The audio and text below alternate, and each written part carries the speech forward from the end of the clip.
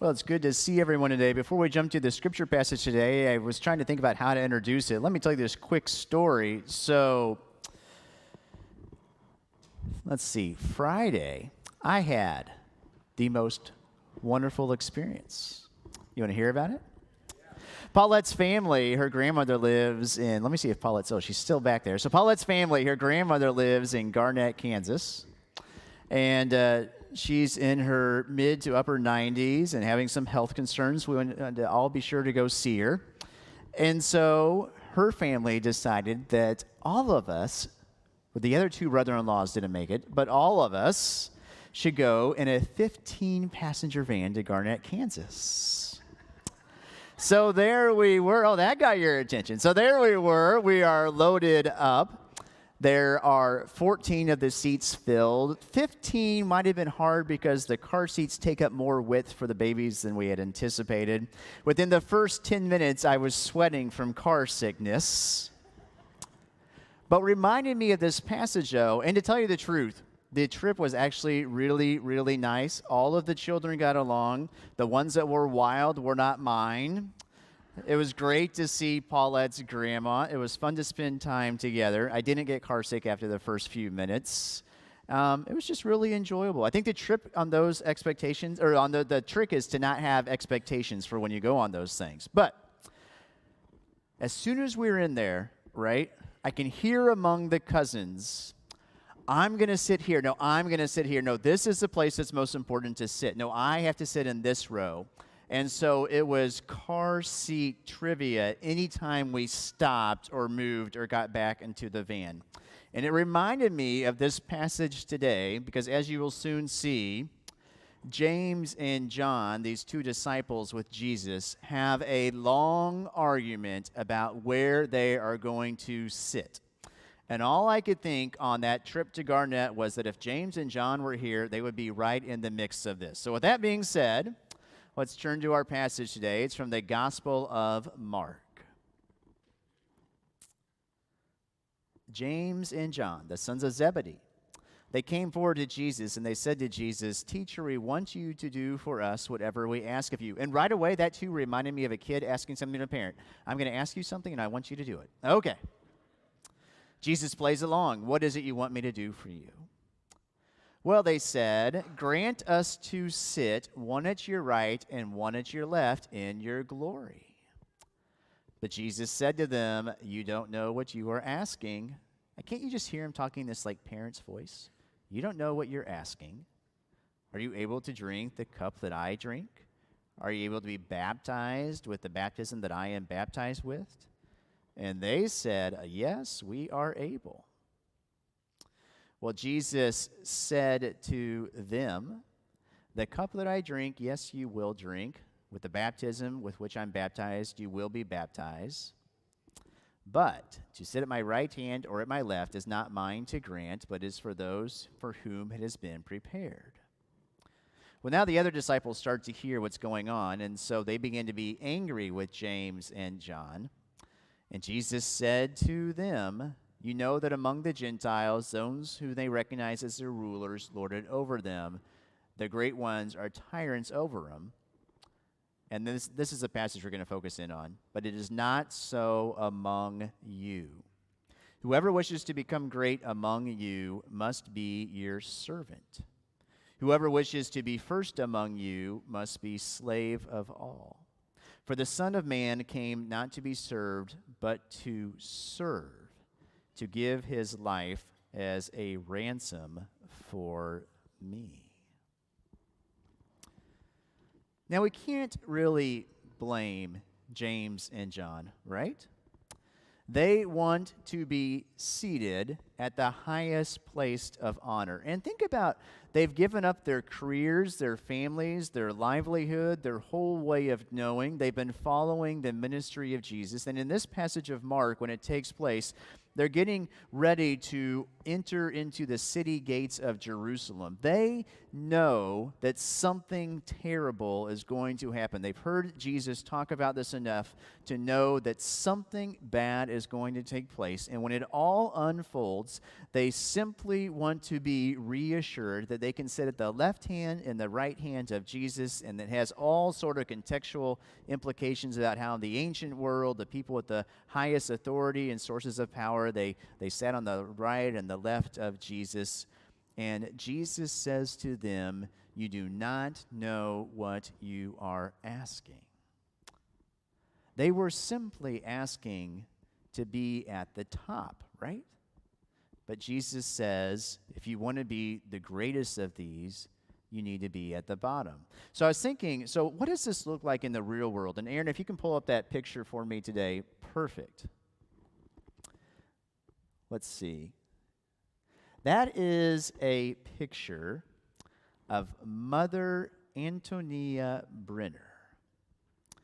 Now, let me tell you about her. She was born as Mary Clark on December 1st, 1926, in Los Angeles. Now, her father was a successful businessman, and she grew up in Beverly Hills. Right? My generation can think of the TV show 90210. Mary, before she became mother, lived a life of luxury. She grew up wealthy. She married wealthy. She was married twice, divorced twice. She raised 7 children. Then in 1969, when her children were pretty much grown, Mary had a dream.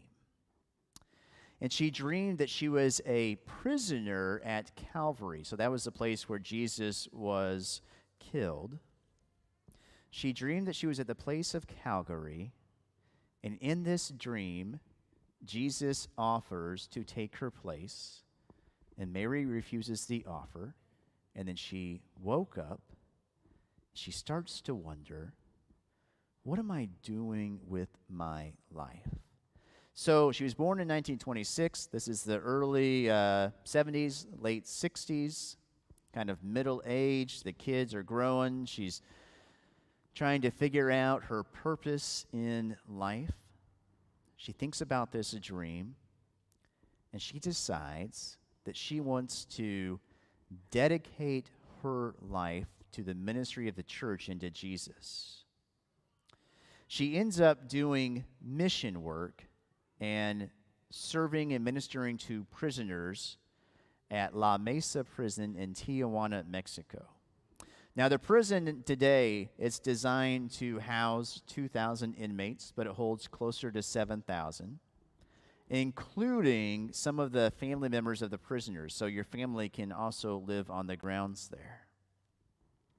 So Mary's devoting her time to this ministry and to this fellowship in Tijuana, and she's growing and developing relationships, and she wants to join a religious order. But she can't, says whoever the powers may be, because she was twice divorced. So she says, well, fine, I'm going to start my own religious order, and it's called the Judas Servants of the 11th Hour. And then this is what she did next. She went to the warden, and she said to the warden, I would like to pay rent. Get this. Remember, she lived in Beverly Hills. I would like to pay rent to live in one of the 10 by 10 prison cells. The warden is a little stunned, but he says, okay. Mary trades in all of her possessions, sells the house, everything, gives it all away to charity. She lives in a 10 by 10 prison cell in Tijuana. For the next 35 years, until the time of her death, she lived in that prison cell. She would advocate for the rights of prisoners. She would serve them in the way that Jesus served. Her ministry and religious order was eventually recognized by the Bishop of Tijuana. So it's an official religious order. She became, and in this picture there, Mother Antonia Brenner. how many of us would ever trade the life of luxury for a prison cell in Tijuana? At one time in the prison, there was this great big uprising and riot among the prisoners, and there were shots being fired, and fire broke out, and all of the cavalry was called in, and the machine guns were drawn. And Mother Antonia, she had just been out of town. She made her way back home, and she went into that prison against the advice of everyone and asked them to stop the riot, the prisoners, and because the prisoners respected her and admired her so much, they did. Listen to this quote she says. It's a quote about happiness. Happiness does not depend on where you are. Then she says, I live in prison. I have not had a day of depression in 25 years. I have been upset, angry, and sad, but never depressed, because I have a reason for my being. The reason for my being is to serve others in the place where God has put me. So clearly, we're not all called to move to a 10 by 10 prison cell in Tijuana, right? But my guess is that each day when we wake up, we can think about 10 things we could do for one another. When James and John are sitting next to Jesus, and they have had this same argument several times before in the Gospel of Mark, they just cannot quite get it. They keep on thinking that as the servants and ministers of Jesus, they are supposed to have places up high. But Jesus says over and over and over, if you want to find happiness and meaning in life, you have to find Jesus by serving others, by doing acts of kindness for others. So I was trying to think about this in my own mind. I was thinking of the stories of Jesus and of serving others, and I was thinking the stories of Mother Brenner, and then I was thinking, what does this look like in our lives today? And then I thought of this. So last Sunday night, so a week ago, I was watching a football game, and Paulette said, oh my goodness, there are sirens all up and down our street. If you've ever been to where we live, it's kind of out in the middle of nowhere with lots of, with lots of steep hills. It's hard to get to. And the sirens were there, and we eventually learned that our new neighbors, they haven't even lived there for a year, John and Carrie, John passed away from a heart attack Sunday night. And John's young, 60. And I'm going to officiate his service on Tuesday. That's not the point of the story. The point of the story, though, is that when our girls, my children, the older ones, Annabelle and Claire, when they learned that John had passed away, they made cards for Carrie. And they were doing that out of kindness, but the reason they were doing that is because earlier in this summer, Annabelle and Clara, going through one of those childhood rites of passage, had decided that they were going to set up a lemonade stand. I was overjoyed by it, but thankful that Paulette took the call. So I stayed home during the nap time for the twins, and Annabelle and Clara and Paulette set up their lemonade stand right at the front of the subdivision. And John and Carrie stopped, our new neighbors, and they each bought a glass of lemonade. And then this is what the girls remember most. Then John gave them a small tip for such good service. Now, I don't know what the amount of the tip was. It doesn't matter. The point is that by stopping at that lemonade stand and conversing with them and giving a small act of kindness, my girls remembered John and remember him, I think, for many years to come.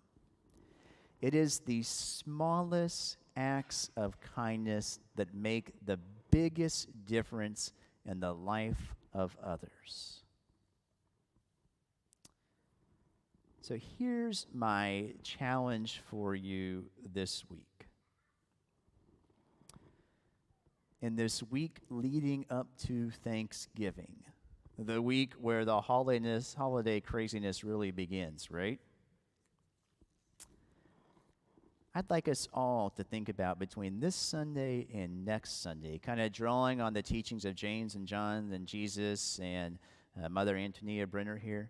What are 10 small acts of kindness you can do from this week to next Sunday for others?